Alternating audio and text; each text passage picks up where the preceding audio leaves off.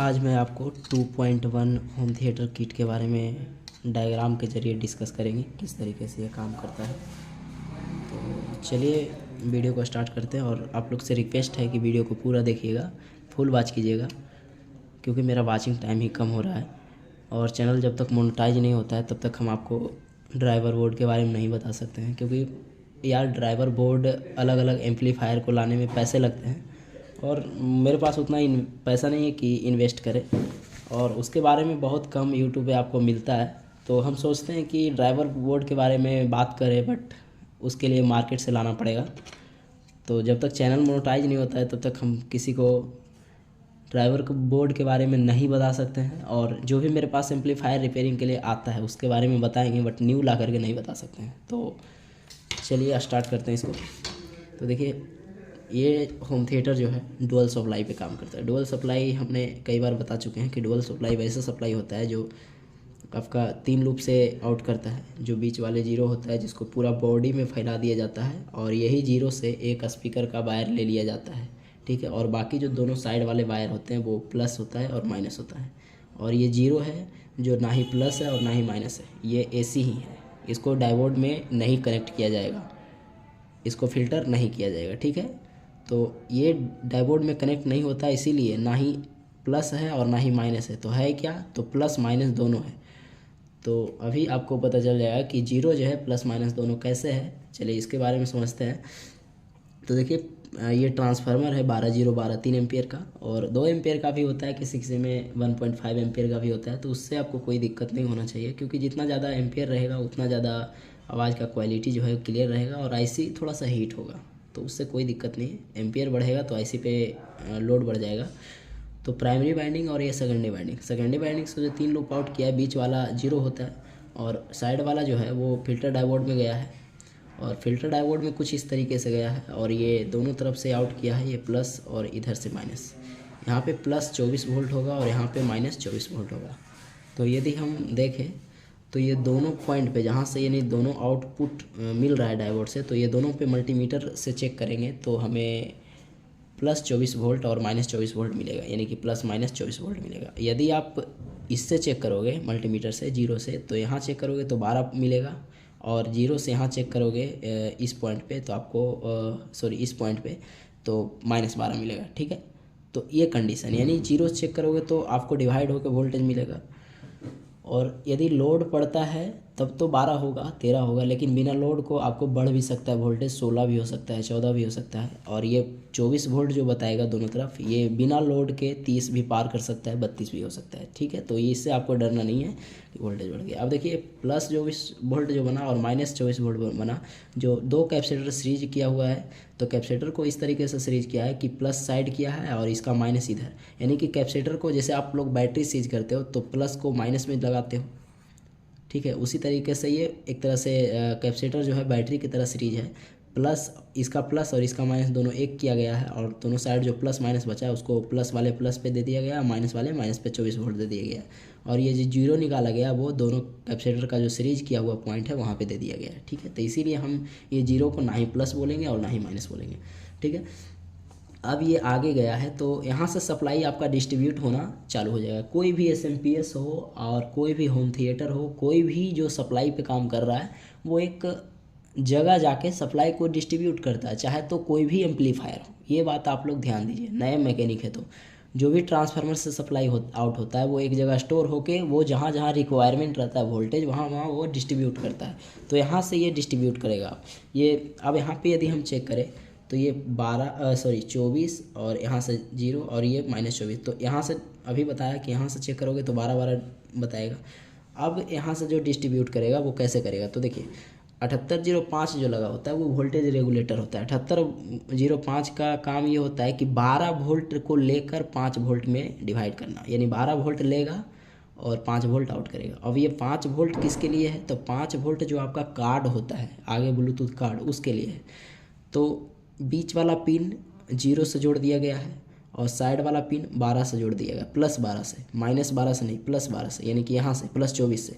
अब इसको 12 वोल्ट ही चाहिए तो ई पॉइंट में जोड़ेगा तो यहाँ पे 24 वोल्ट मिल जाएगा, तो ये ख़राब हो जाएगा। तो इसी कारण से ये बीच वाले पॉइंट को बीच से जोड़ा गया है ग्राउंड से, तो इसे 12 वोल्ट ही मिलेगा। और यहाँ से 5 वोल्ट आउट करेगा, 5 वोल्ट प्लस आउट करेगा और 0 यहाँ से दे दिया जाएगा, तो 0 और 5 यानी कि 5 वोल्ट हो जाएगा। अब कार्ड इसको ऑपरेट हो जाएगा, ठीक है। तो ये कंडीशन आपको समझ में आ गया। अब देखिए आईसी को हम इसको सप्लाई देंगे तभी तो वर्क करेगा। दुनिया का कोई भी आईसी हो, कोई भी बोर्ड में लगा हुआ आईसी हो, जब तक उसको सप्लाई नहीं मिलेगा वो काम नहीं करेगा। तो कोई भी आईसी को हम सप्लाई देंगे तभी वो ऑपरेट होगा, ठीक है। तो ये 3 आईसी यहाँ पे 20-30 यूज किया गया है। तो एक बात आप जान लीजिए, हम आईसी को अभी ऑपरेट करवा रहे हैं, यानी कि चालू करवा रहे हैं। तो आईसी का पिन नंबर 3 जिधर से लिखा हुआ है जैसे 2030, तो यानी 1 2 3 4 5 लगातार आपको गिनना है। तो इसका 3 नंबर पिन 1 2 3 3 नंबर पिन यहाँ पे आपको दिख रहा है। तो ये माइनस का 24 वोल्ट जाएगा, यानी ये लूप जाएगा। और 4 और 5 यानी कि 3 नंबर और 5 नंबर पिन पे जो जाएगा ये प्लस का सप्लाई जाएगा 24 वोल्ट। तो यानी कि यहाँ पे हम समझ गए कि 3 और 5 पे जो वोल्टेज आएगा वो 24 वोल्ट जाएगा। 3 पे माइनस का 24 और 5 पे प्लस का 24, ठीक है। सभी आईसी में उसी तरीके से 3-5 पे वोल्टेज आएगा। अब हम एक आईसी का डिस्कस करें तो आपको पूरा आईसी के बारे में जान लेना है, ठीक है। अब देखिए आईसी में हम सप्लाई दे दिया तो अब आईसी वर्क करने के लिए रेडी है। अब देखिए आईसी वर्क तभी करेगा जब उसमें हम सिग्नल देंगे। तो आईसी का काम होता है बिग सिग्नल को बूस्ट कर देना। जब हम बिग सिग्नल देते हैं ब्लूटूथ कार्ड के माध्यम से तो वो एक छोटा सा सिग्नल होता है ऑडियो के रूप में, और वो आईसी में जाने के बाद वो थोड़ा सा एक्स्ट्रा आवाज़ करके दे देता है। अरे यार लाइट में काफ़ी दिक्कत हो रहा है आपको, ठीक है। तो यानी कि बिग सिग्नल हम जब देंगे तो वो थोड़ा सा बूस्ट कर देगा, हाई पावर में बूस्ट कर देगा। अरे क्या हो रहा है।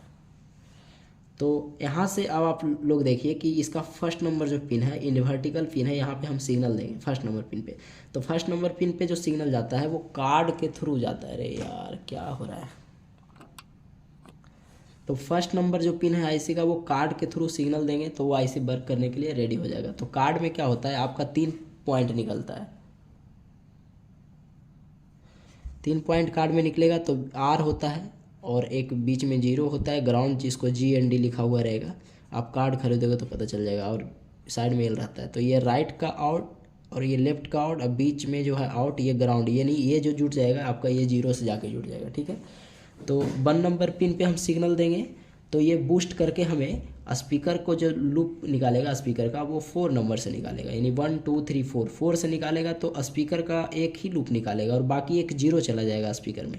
उसी तरीके से 1 नंबर पिन पे इसका ऑडियो देंगे, यानी कि कार्ड से देंगे तो 4 नंबर पिन से आउट हमें मिल जाएगा स्पीकर का और एक 0 ले जाना पड़ेगा तब स्पीकर वर्क करेगा। इसी तरह से ये भी है। अब देखिए सिग्नल को 1 नंबर पिन पे डायरेक्ट भी देंगे तो वो काम करेगा, चलेगा, लेकिन उसको फिल्टर करके दिया जाता है सिग्नल को, ताकि हमिंग वगैरह ज़्यादा ना आए, नॉइस वगैरह नहीं आए। तो सिग्नल को 1 नंबर पिन पे नहीं दे करके यही 1 नंबर पिन को प्रिंट के जरिए एक PF लगा दिया गया है 104 का, और उसके जरिए सिग्नल दिया गया है, यानी उसके बाद हम यहाँ पे आर दे सकते हैं। उसी तरीके से यहाँ भी PF लगा दिया गया है, बस सिग्नल को फिल्टर करने के लिए। आपको मर्जी है कि ये PF को हटा दे तो हटा भी सकते हो, कोई दिक्कत नहीं, लेकिन हटाने के बाद जो है आवाज़ का क्वालिटी थोड़ा सा बदल जाएगा, तो इसीलिए फ़िल्टर करने के लिए दिया गया है। अभी ये आईसी को इग्नोर करते हैं, इसको बारे में हम बाद में चर्चा करेंगे। अभी यही दोनों आईसी को बात कीजिए।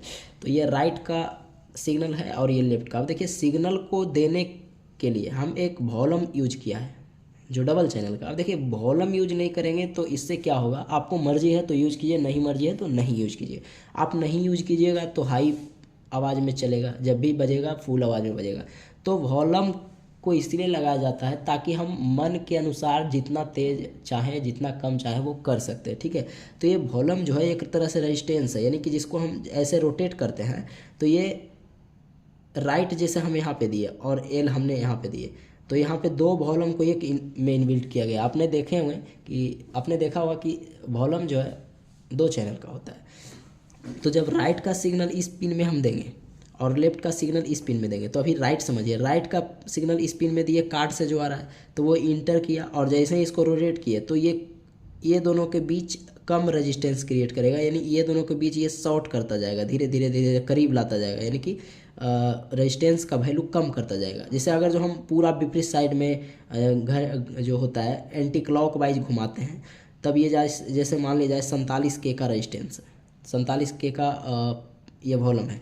तो जब हम एंटी क्लॉक वाइज घुमाएंगे तो ये दोनों के बीच जो है 47 किलो ओम का रेजिस्टेंस क्रिएट करेगा। जैसे हम क्लॉक वाइज इधर की ओर घुमाते हैं, इधर की ओर, तो धीरे धीरे ये दोनों का रेजिस्टेंस कमता जाएगा और जब हम पूरा रोटेट कर देंगे तो ये दोनों का बीच 0 ओम का रेजिस्टेंस होगा। 0 ओम का मतलब ये दोनों शॉर्ट कर देगा, तब ये फुल आवाज़ में ग्लो करता है। और जैसे जैसे कम करते हो तो ये दोनों के बीच रेजिस्टेंस बढ़ाता जाता है, जिससे क्या होता है यहाँ तक तो सिग्नल आता है, लेकिन बाकी जो सिग्नल होता है वो ड्रॉप होकर के थोड़ा सा सिग्नल इससे आउट होता है।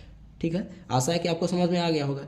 जैसे हम मान लीजिए एक पॉइंट पे बजा रहे हैं तो ये इधर से पूरा सिग्नल इन होने देगा, लेकिन आउट जो होने देगा वो इतना कम होने देगा ताकि ये बूस्ट उतना ही कर पाए। ठीक है, अब जैसे आपको ये वॉल्यूम नहीं लगाना है तो डायरेक्ट ये दोनों को शॉर्ट कीजिए, फुल आवाज़ में चलेगा। तो उसी तरीके से यहाँ भी होता है। तो राइट और लेफ्ट दोनों में सिग्नल चला गया और ये काम करने के लिए रेडी हो गया। जैसे ही सिग्नल देंगे ये आवाज़ बूस्ट करके निकालेगा।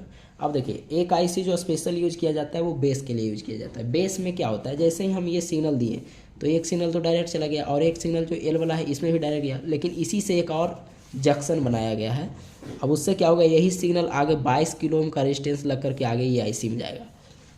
अब देखिए, ये 4558 आईसी का काम ये होता है कि सिग्नल ले करके बाकी आवाज़ जो है उसको दबा देगा और बाकी जो बेस का आवाज़ है उसको आउट करके ये आईसी को देगा। सिर्फ यहाँ पे जो 1 नंबर पे सिग्नल मिलेगा वो सिर्फ बेस का सिग्नल मिलेगा। बेस का सिग्नल कहें तो सिर्फ बेस ही, वॉइस नहीं।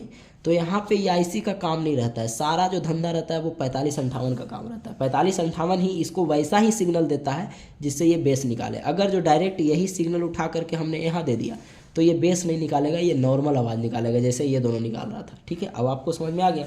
अब यहाँ से ये डिवाइड हो गया है सिग्नल, जैसे 1 नंबर पिन पे भी चला गया और इधर आईसी में चला गया। आईसी का ये पिन नंबर 1 2 3 4 5 6 नंबर पिन पे चला गया। देखिए यहाँ से आप ट्रेस करोगे तो ये पिन नंबर 6 पे चला गया। यहाँ पे एक कैपेसिटर लग करके फिल्टर होकर के गया है। ठीक है, और 6 नंबर पिन पे चला गया। अब देखिए, ये आईसी को भी वर्क करने के लिए सप्लाई चाहिए।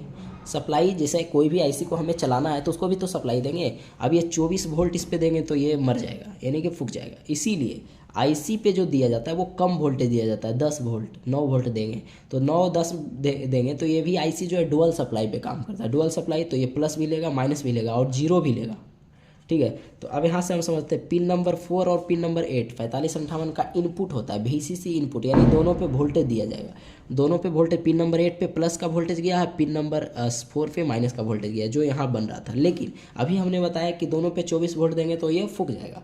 तो इसीलिए यहाँ पे 400 ओम का रेजिस्टेंस लगा करके दिया गया ताकि यहाँ पे करंट जो है वो कम हो जाए। अब बड़े बड़े एम्पलीफायर में आप देखोगे तो 4558 जो लगाया जाएगा वो जीनर लगा करके दिया जाएगा, तो वहाँ पे ज़्यादा सेफ्टी का यूज किया जाता है, लेकिन यहाँ पे कम सेफ्टी का यूज किया गया है तो उससे कोई दिक्कत नहीं है। तो पिन नंबर 4 और पिन नंबर 8 पे ये दोनों सप्लाई आ गया है कम होकर। यहाँ पे आप दोनों पे चेक करोगे तो आपको 15-16 वोल्ट या 20 वोल्ट भी बता सकता है। और यहाँ पे यदि आप देखोगे तो पिन नंबर 5 को 0 से कनेक्ट कर दिया गया है, ये 0 से। ठीक है, तो अब आप ये समझ गए कि 4558 जो है वर्क कर रहा है क्योंकि सप्लाई गया है इस पर। अब जैसे ही ये इनपुट पॉइंट आपका पिन नंबर 6 पे जाएगा तो ये आउट करेगा आपका पिन नंबर 1 और 2 को एक करके ये आउट करेगा। ठीक है, तो जैसे ही आप सिग्नल दोगे तो ये पिन नंबर 6 से इन करेगा और बेस को फिल्टर करके पिन नंबर 1 और 2 से निकालेगा और निकाल करके यहाँ स्टॉक कर देगा यहाँ पे।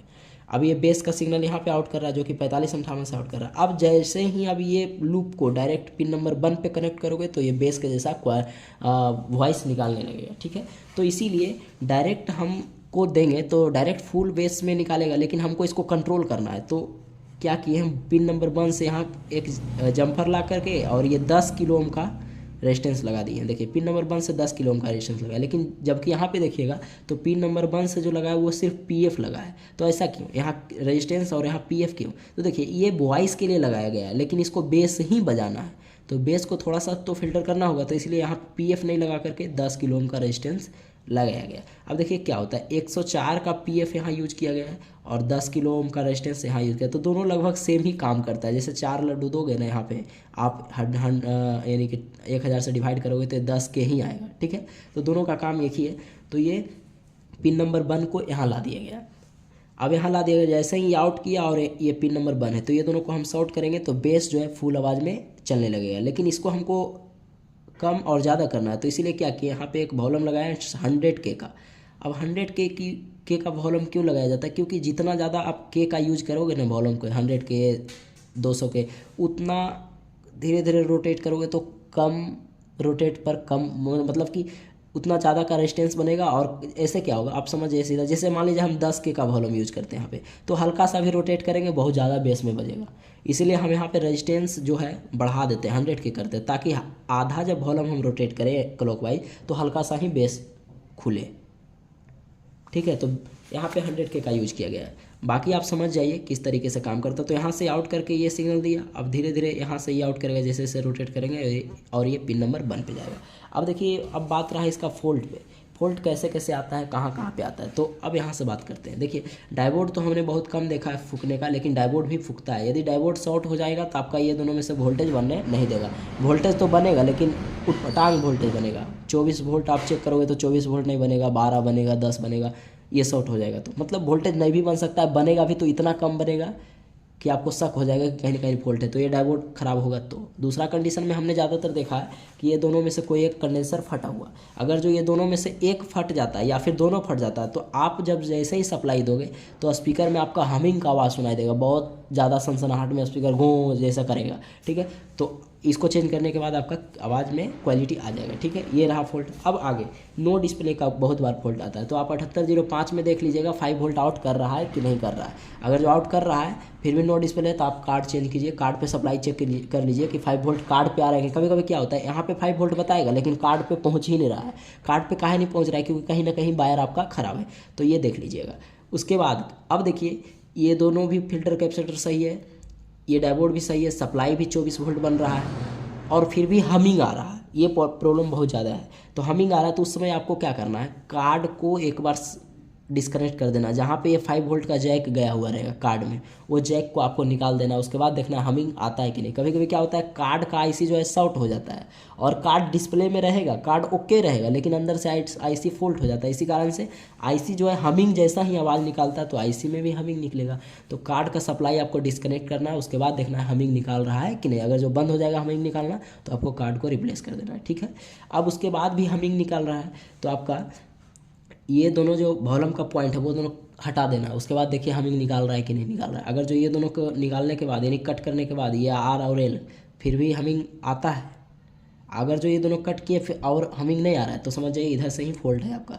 और कट करने के बाद भी हमिंग आ रहा है तो देखिए, अगर जो उसके बाद भी हमिंग आ रहा है तो आपका वोल्टेज दबेगा। कभी कभी होता क्या है कि ये भी ओके डायोड फिल्टर कैपेसिटर भी ओके है और फिर भी सप्लाई नहीं बन रहा है, सप्लाई जो है वोल्टेज 24 वोल्ट नहीं बन रहा है।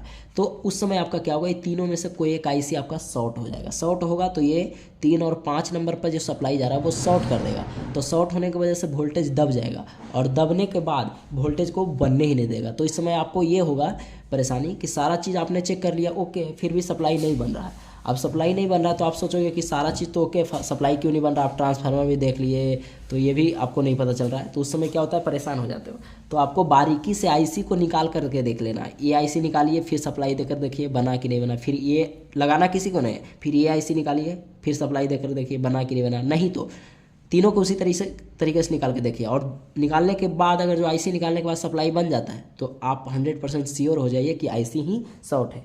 और कभी कभी कुछ लोग क्या करते हैं, आईसी का 3 नंबर और 5 नंबर पे जो सप्लाई जाता है ये 24 वोल्ट, उसी को प्रिंट को कट कर देते हैं। तो ये भी सही तरीका है। आपका जो 3 नंबर और 5 नंबर पे जो सप्लाई जा रहा है उसी को कट कर दीजिए, प्रिंट को। आईसी निकालने से आप बच जाइएगा। कभी कभी क्या होता है, 3 और 5 पे जम्फर मार करके लेके जाया जाता है वोल्टेज, तो वो जम्फर ही लोग हटा देते हैं। तो वो तुक्का है और आप रिपेयरिंग कीजिएगा तो बहुत सारे टेक्निक आपको पता चल जाएगा। तो ये होता है। और एक चीज़ और, कुछ लोग बोलते हैं एक स्पीकर चल रहा है एक स्पीकर नहीं चल रहा है। तो देखिए, बेस का स्पीकर नहीं चल रहा है तब क्या कीजिए, पहले तो हम आईसी को आपको चेक कर लेना बता देते हैं, तब आपको कन्फर्म हो जाए। देखिए, कोई भी होम थिएटर आए और यदि उसका वायर कटा हुआ है, उसका सारा वायर कटा हुआ है, तो अब आप लोग क्या करने लग जाते हो, वायर को जोड़ते हो, जोड़ने के बाद चला करके देखते हो चल रहा है नहीं चल रहा है। नहीं चल रहा है तो हमारे पास कॉल करते हो, कमेंट करते हो भाई नहीं चल रहा है क्या करें। तो देखिए, पूरा सेक्शन तो आपने चेक किया नहीं और डायरेक्ट उसका वायरिंग कर दिया। अब हमें कैसे मालूम चलेगा कि आपने जो वायरिंग किया है वो 100% सही किया है या फिर गलत किया है। इस समय हम आपको सिर्फ फ़ोन पे सलाह दे सकते हैं, कमेंट पे जवाब दे सकते हैं। अब हमें थोड़ी पता है कि आपने वायरिंग सही किया है या गलत किया है, तो उसको आप नहीं कीजिए। आपका जैसे मान लीजिए चूहा काटा हुआ होम थिएटर आए तो सबसे पहले उसका आईसी चेक कीजिए। आईसी को मल्टीमीटर से चेक नहीं किया जाता है, कोई भी आईसी हो। तो उसको हम चेक कैसे करेंगे, टेक्निक लगाकर। स्पीकर का जो वायर है आप एक स्पीकर साइड से रखिए, साइड से मतलब अपना स्पीकर, उसमें 2 वायर रहता है। अब 2 वायर में एक वायर आपका ये 0 से कनेक्ट कर देना है, सोल्डिंग मार देना है, और दूसरा वायर पिन नंबर इसका 4 पे कनेक्ट कर देना है। तो क्या होगा, ये आईसी पे हमने स्पीकर जोड़ दिया। अब क्या करेंगे, 1 नंबर पिन पे हाथ रख करके देखेंगे, जैसे यहाँ पे ये। अब हम एक स्पीकर का वायर 4 नंबर पे कनेक्ट कर दिया जिससे स्पीकर आउट था, और एक 0 से कनेक्ट कर दिया। अब इसका 1 नंबर पिन पे ऐसे हाथ रख करके देखेंगे। अगर जो हाथ रखने के बाद ये स्पीकर कुछ नॉइस देता है, जैसे खटखुट का आवाज़ आता है, तो समझ जाइए ये आईसी हमारा ओके है, ठीक है। उसी तरीके से सेकंड वाले आईसी को चेक कीजिए, एक 0 में कनेक्ट कीजिए और एक 4 नंबर पिन पे कनेक्ट कीजिए, और 1 नंबर पिन पे यहाँ पे आपको नहीं टच करना, क्योंकि यहाँ का वायर टूटा हुआ रहेगा। तो आप टच करोगे कहाँ से, वायर किसी को आपको नहीं जोड़ना है, सिर्फ सप्लाई का वायर जोड़ना है, और 1 नंबर पिन पे कनेक्ट कीजिए। सही, अगर जो स्पीकर में कोई नॉइस आ रहा है तो ये भी सही है, फिर इसको भी उसी तरीके से चेक कीजिए। तो इससे क्या होगा, आप बिना वायरिंग किए हुए जो आईसी का चेकिंग है वो कर सकते हो। तो आपको ये कंफर्म हो जाएगा कि तीनों आईसी कम से कम ओके है। अब जो भी आपका फॉल्ट है, अगर जो स्पीकर नहीं चल रहा है तो उसमें आपका फॉल्ट है वायरिंग में, ठीक है। अब इतना करने के बाद स्पीकर आपने कनेक्ट कर दिया, फिर भी स्पीकर नहीं चल रहा है, तो आप ये RL का कनेक्शन देख लीजिए कहाँ है। डायरेक्ट आपका कार्ड जो होता है, कार्ड से डायरेक्ट R यहाँ पे दे दीजिए, L यहाँ पे दे दीजिए, वॉल्यूम पे दबे मत कीजिए। अगर जो उस समय चल रहा है तो समझिए इधर का सेक्शन हमारा ओके है, वॉल्यूम से फॉल्ट है, ठीक है। अगर जो आप थोड़ा सा माइंड लगाते हो तो इतना कमेंट करने का ज़रूरत ही नहीं है, इसमें इतना सारा हमने टेक्निक बता दिया है। अब होता क्या है कि स्पीकर तो चल रहा है लेकिन बेस नहीं चल रहा है, तो भाई बेस का आईसी हमने चेक कर लिया, बेस का आईसी भी ओके है, फिर भी बेस क्यों नहीं दे रहा है, तो कहीं ना कहीं हमें यहाँ से फॉल्ट देखने को मिलेगा। कभी कभी लोग क्या करते हैं, वॉल्यूम को उल्टा पुल्टा जोड़ देते हैं। वॉल्यूम का तीसरा नंबर पिन 0 से कनेक्ट होता है, दूसरा नंबर पिन जो जाता है यहाँ पे जाता है 1 नंबर पे, और पहला नंबर पिन जो 4558 से आता है, ठीक है। तो वहाँ पे गलती कर देते हैं। अगर जो उसके बाद भी नहीं चल रहा है तो ये आईसी को बदलिए। लेकिन हम ये बताते हैं कि ये 4558 आईसी होम थिएटर में हमने नाक के बराबर ख़राब होते देखा है, लेकिन जब हम रिपेयरिंग करते हैं तो कहीं ऐसा केसेस देखने को नहीं मिलता है कि एक स्पीकर चल रहा है एक नहीं चल रहा है। जब इतना सारा प्रोसेस बताने के बाद, यानी इतना सारा प्रोसेस को हम जब लागू करते हैं अपने होम थिएटर पर, हम अपने शॉप पर जब रिपेयरिंग करते हैं, तो इतना सारा प्रोसेस लागू करने के बाद हमें कोई भी परेशानी देखने को नहीं मिलता है। लेकिन पता नहीं आप लोग को कैसे मिल जाता है। तो इतना सारा टेक्निक यूज़ कीजिए, कहीं से कोई परेशानी नहीं होगा। थैंक यू, मिलते हैं अगले वीडियो में।